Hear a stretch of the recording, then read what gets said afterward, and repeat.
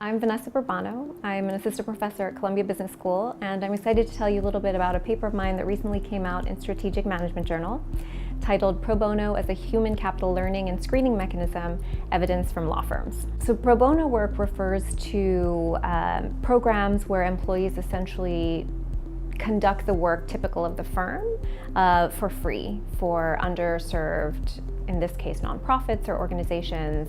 In other contexts, it would refer to, for example, in the medical service industries, providing medical services for free, etc. The research took sort of three parts. We first started with a series of interviews where we interviewed practitioners working in legal services.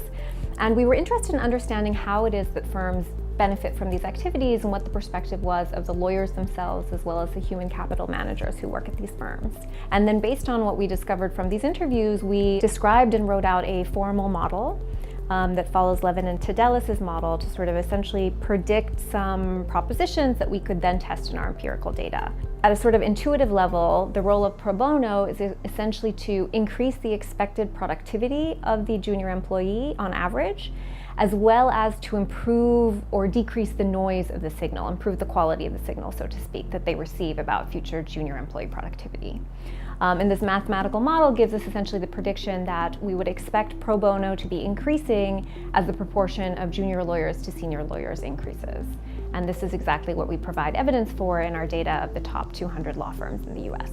So I think the takeaways are applicable to many other settings that are also very human capital intensive, and where pro bono takes on the feature of allowing junior employees to take on stretch roles that are more typical of those of senior employees. That's the case in medical services, it's the case in consulting industries, it's the case in a lot of sort of banking industries, and we're increasingly seeing CSR being talked about in companies' websites. It's something I think that executives are becoming increasingly interested in understanding how to implement it well and what the effects are.